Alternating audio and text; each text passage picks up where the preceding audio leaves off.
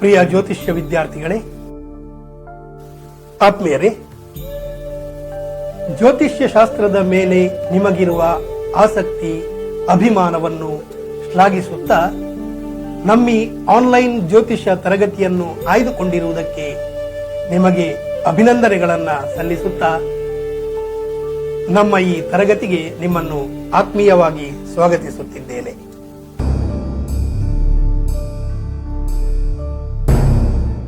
ಜ್ಯೋತಿಷ್ಯ ಶಾಸ್ತ್ರಕ್ಕೆ ಪಂಚಾಂಗವು ಮೂಲ ತಳಹದಿಯಾಗಿದೆ.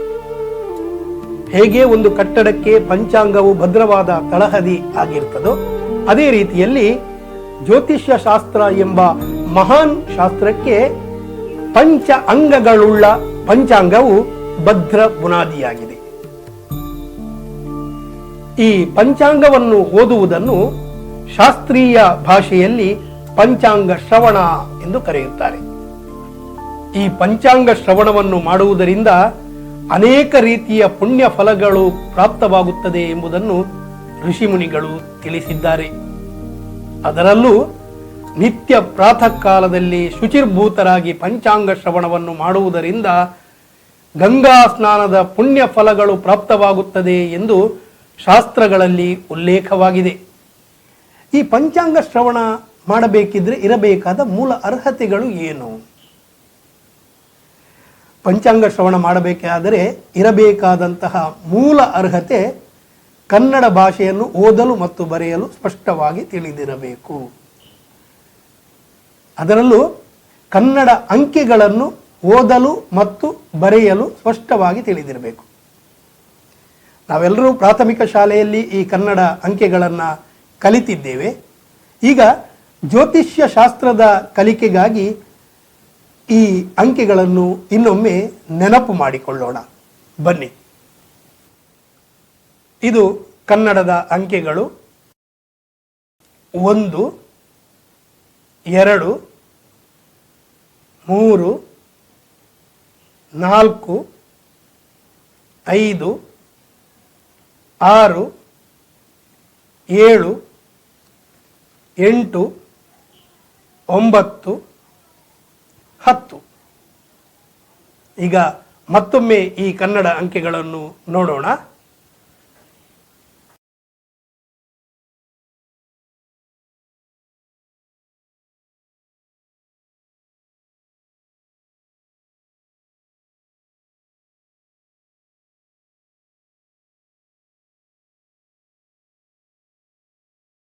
ಪಂಚಾಂಗ, ಪಂಚ ಅಂಗ.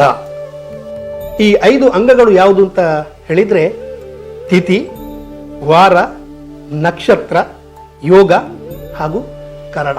ಈಗ ಮತ್ತೊಮ್ಮೆ ನೋಡೋಣ. ತಿಥಿ, ವಾರ, ನಕ್ಷತ್ರ, ಯೋಗ ಹಾಗೂ ಕರಣ. ಈಗ ತಿಥಿ, ಒಟ್ಟು 12 ಮಾಸಗಳಿವೆ. ಅವು ಯಾವುವೆಂದರೆ ಚೈತ್ರ, ವೈಶಾಖ, ಜ್ಯೇಷ್ಠ, ಆಷಾಢ, ಶ್ರಾವಣ, ಭಾದ್ರಪದ, ಅಶ್ವಯುಜ, ಕಾರ್ತಿಕ, ಮಾರ್ಗಶಿರ, ಪೌಷ, ಮಾಘ ಮತ್ತು ಫಲ್ಗುಣ. ಒಂದು ಮಾಸಕ್ಕೆ 2 ಪಕ್ಷಗಳು ಬರುತ್ತದೆ. ಮೊದಲನೆಯದು ಶುಕ್ಲ ಪಕ್ಷ, ಆ ಬಳಿಕದ್ದು ಕೃಷ್ಣ ಪಕ್ಷ. ಶುಕ್ಲ ಪಕ್ಷದಲ್ಲಿ 15 ತಿಥಿಗಳು, ಅದೇ ರೀತಿ ಕೃಷ್ಣ ಪಕ್ಷದಲ್ಲಿ ಕೂಡ 15 ತಿಥಿಗಳು. ಈಗ ಶುಕ್ಲ ಪಕ್ಷದಲ್ಲಿ ಬರುವ ತಿಥಿಗಳು ಯಾವುದು ಎಂಬುದನ್ನು ನೋಡೋಣ. ಪಾಡ್ಯ, ಬಿದಿಗೆ, ತದಿಗೆ, ಚೌತಿ, ಪಂಚಮಿ, ಷಷ್ಠಿ, ಸಪ್ತಮಿ, ಅಷ್ಟಮಿ, ನವಮಿ, ದಶಮಿ, ಏಕಾದಶಿ, ದ್ವಾದಶಿ, ತ್ರಯೋದಶಿ, ಚತುರ್ದಶಿ, ಹುಣ್ಣಿಮೆ. 15ನೇ ದಿನ ಹುಣ್ಣಿಮೆ. ಈಗ ಕೃಷ್ಣ ಪಕ್ಷದಲ್ಲಿ ಬರುವ ತಿಥಿಗಳು ಕೂಡ ಅದೇ ರೀತಿ ಪಾಡ್ಯ, ಬಿದಿಗೆ, ತದಿಗೆ, ಚೌತಿ, ಪಂಚಮಿ, ಷಷ್ಠಿ, ಸಪ್ತಮಿ, ಅಷ್ಟಮಿ, ನವಮಿ, ದಶಮಿ, ಏಕಾದಶಿ, ದ್ವಾದಶಿ, ತ್ರಯೋದಶಿ, ಚತುರ್ದಶಿ ಆದಮೇಲೆ 15ನೇ ದಿನ ಅಮಾವಾಸ್ಯೆ. ಈ ಶುಕ್ಲ ಪಕ್ಷದ 15 ತಿಥಿಗಳು ಮತ್ತು ಕೃಷ್ಣ ಪಕ್ಷದ 15 ತಿಥಿಗಳನ್ನು ಒಟ್ಟು ಸೇರಿಸಿ ಒಂದು ಮಾಸ ಎಂದು ಕರೆಯುತ್ತೇವೆ. ಪಂಚಾಂಗದಲ್ಲಿ ಬರೆದಿರುವ ಈ ತಿಥಿ, ನಕ್ಷತ್ರ, ಯೋಗ, ಕರಣಗಳ ಬಳಿಕ ಬರೆದಿರುವ ಗಳಿಗೆ ಮತ್ತು ವಿಗಳಿಗೆಗಳು ಏನನ್ನು ಸೂಚಿಸುತ್ತವೆ ಅಂತ ಹೇಳಿದರೆ, ಈ ಅಂಗಗಳು ಆ ದಿನದ ಸೂರ್ಯೋದಯದ ಬಳಿಕ ಅಲ್ಲಿ ಬರೆದಿರುವಷ್ಟು ಹೊತ್ತಿನ ತನಕ ಇರುತ್ತದೆ ಎಂಬುದಾಗಿ ನಾವು ತಿಳಿದುಕೊಳ್ಳಬೇಕಾಗ್ತದೆ. ಬನ್ನಿ ಇವುಗಳ ಬಗ್ಗೆ ಇನ್ನು ವಿವರವಾಗಿ ತಿಳಿದುಕೊಳ್ಳೋಣ. ನಾವೆಲ್ಲರೂ ತಿಳಿದುಕೊಂಡಿರುವ ಪ್ರಕಾರ ಒಂದು ದಿನ ಅಂದರೆ 24 ಗಂಟೆಗಳು, ಸರಿತಾನೆ? ಆದರೆ ಇದು ಪಾಶ್ಚಾತ್ಯ ಪದ್ಧತಿ. ಹಿಂದೂ ಪದ್ಧತಿಯ ಪ್ರಕಾರ ಒಂದು ದಿನ ಎಂದರೆ 60 ಗಳಿಗೆಗಳು. ಈಗ ಈ 24 ಗಂಟೆ ಮತ್ತು 60 ಗಳಿಗೆಗಳು ಇವುಗಳ ಸಮೀಕರಣ ಹೇಗೆ? ಬನ್ನಿ ನೋಡೋಣ. ಒಂದು ಗಳಿಗೆ ಅಂತ ಹೇಳಿದ್ರೆ 24 ನಿಮಿಷಗಳು. ಅದೇ ರೀತಿಯಲ್ಲಿ ಮುಕ್ಕಾಲು ಗಳಿಗೆ ಅಂತ ಹೇಳಿದ್ರೆ 18 ನಿಮಿಷಗಳಾಗ್ತವೆ. ಅರ್ಧ ಗಳಿಗೆ ಅಂತ ಹೇಳಿದ್ರೆ 12 ನಿಮಿಷಗಳು. ಹಾಗೆಯೇ ಕಾಲು ಗಳಿಗೆ ಅಂತ ಹೇಳಿದ್ರೆ 6 ನಿಮಿಷ. ಹೀಗೆ ಒಂದು ಗಳಿಗೆ ಅಂತ ಹೇಳಿದ್ರೆ 24 ನಿಮಿಷಗಳು. ಇಲ್ಲಿ ತನಕ ಕೇಳಿದ್ದನ್ನ ಇನ್ನೊಮ್ಮೆ ಗಮನಿಸೋಣ. ಒಂದು ಗಳಿಗೆ ಅಂತ ಹೇಳಿದ್ರೆ 24 ನಿಮಿಷಗಳು. ಅದೇ ರೀತಿಯಲ್ಲಿ ಮುಕ್ಕಾಲು ಗಳಿಗೆ ಅಂತ ಹೇಳಿದ್ರೆ 18 ನಿಮಿಷಗಳಾಗ್ತವೆ.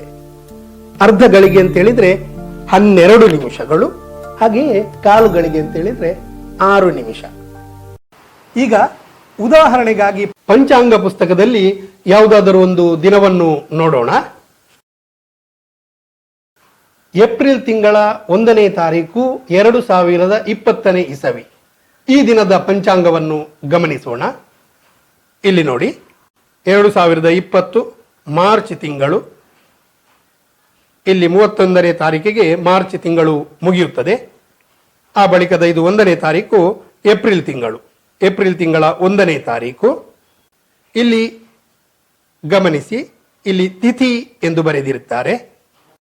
ಇಲ್ಲಿ 8ನೇ ಸಾಲಿನಲ್ಲಿ ಅಂದರೆ 1ನೇ ತಾರೀಕಿನ ಎದುರುಗಡೆ ತಿಥಿ ಎಂದು ಬರೆದಿರುವ ನೇರ ಲೈನ್ನಲ್ಲಿ ನೀವು ಗಮನಿಸಿದರೆ ಇಲ್ಲಿ ಕನ್ನಡ ಅಂಕೆಯಲ್ಲಿ 8 ಎಂದು ಬರೆದಿದೆ. ಈ 8 ಎಂಬುದು ಈ ದಿನ 8ನೇ ತಿಥಿ ಎಂಬುದಾಗಿ ಸೂಚಿಸುತ್ತದೆ. ಅಂದರೆ 8ನೇ ತಿಥಿ ಅಂದರೆ ಈ ದಿನ ಅಷ್ಟಮಿ ತಿಥಿ ಎಂದು ತಿಳಿದುಕೊಳ್ಳಬೇಕು. ಅಲ್ಲಿ 8ರ ಮುಂದೆ ಬು ಎಂದು ಬರೆದಿದೆ.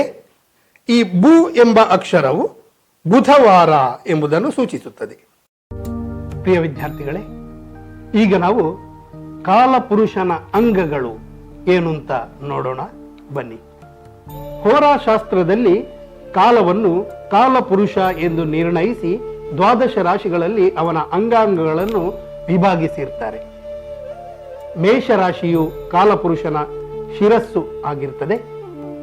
ಅದೇ ರೀತಿ ವೃಷಭವು ಮುಖ, ಮಿಥುನವು ವಕ್ಷಸ್ಥಳ, ಕರ್ಕಾಟಕವು ಹೃದಯ, ಸಿಂಹವು ಉದರ, ಕನ್ಯಾ ರಾಶಿಯು ನಾಭಿಯ ಕೆಳಭಾಗ, ತುಲಾ ರಾಶಿಯು ಮೂತ್ರಪಿಂಡಗಳು, ವೃಶ್ಚಿಕವು ಜನನೇಂದ್ರಿಯ ಮತ್ತು ಗುದ, ಧನು ರಾಶಿಯು ತೊಡೆಗಳು, ಮಕರವು ಮೊಣಕಾಲು, ಕುಂಭವು ಮೀನಖಂಡ, ಮೀನ ರಾಶಿಯು ಕಾಲಪುರುಷನ ಪಾದಗಳು. ಇವು ನೈಸರ್ಗಿಕ ಅಂಗವಿಭಾಗ ಆಗಿರ್ತದೆ. ಇದನ್ನು ಇನ್ನೊಮ್ಮೆ ಗಮನಿಸಿ.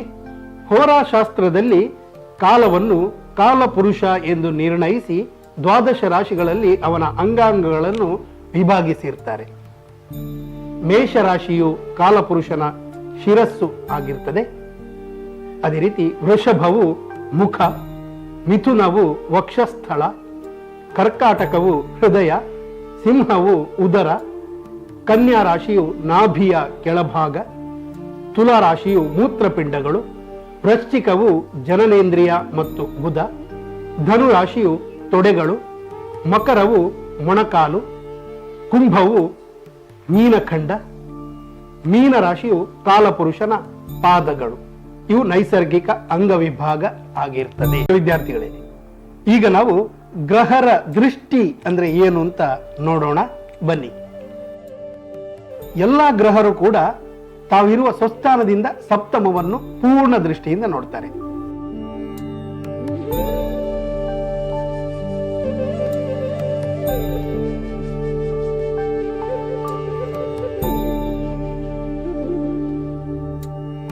ಅದೇ ರೀತಿ ತೃತೀಯ ಸ್ಥಾನ ಮತ್ತು ದಶಮ ಸ್ಥಾನವನ್ನು ಕಾಲು ದೃಷ್ಟಿಯಿಂದ, ಪಂಚಮ ಮತ್ತು ನವಮವನ್ನು ಅರ್ಧ ದೃಷ್ಟಿಯಿಂದ, ಚತುರ್ಥ ಮತ್ತು ಅಷ್ಟಮವನ್ನು ಮುಕ್ಕಾಲು ದೃಷ್ಟಿಯಿಂದ ನೋಡ್ತಾರೆ.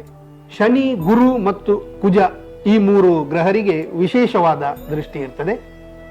ಶನಿಯು ತಾನಿರುವ ಸ್ಥಾನದಿಂದ ತೃತೀಯ ಮತ್ತು ದಶಮವನ್ನು ಪೂರ್ಣ ದೃಷ್ಟಿಯಿಂದ ನೋಡ್ತಾನೆ. ಅಂದ್ರೆ ಸಪ್ತಮ ದೃಷ್ಟಿಯ ಜೊತೆಗೆ ಎರಡು ವಿಶೇಷ ದೃಷ್ಟಿ ಇರ್ತದೆ. ಶನಿ ಗ್ರಹವು ಮೂರನೇ ಸ್ಥಾನವನ್ನು, ಸಪ್ತಮ 7ನೇ ಸ್ಥಾನವನ್ನು ಹಾಗೂ ದಶಮ ಸ್ಥಾನವನ್ನು ಪೂರ್ಣ ದೃಷ್ಟಿಯಿಂದ ನೋಡ್ತಾನೆ. ಅದೇ ರೀತಿ ಗುರುವು ತಾನಿರುವ ಸ್ಥಾನದಿಂದ ಸಪ್ತಮ ಸ್ಥಾನವನ್ನು ಅಲ್ಲದೆ ಪಂಚಮ ಮತ್ತು ನವಮವನ್ನು ಕೂಡ ಪೂರ್ಣ ದೃಷ್ಟಿಯಿಂದ ನೋಡ್ತಾನೆ.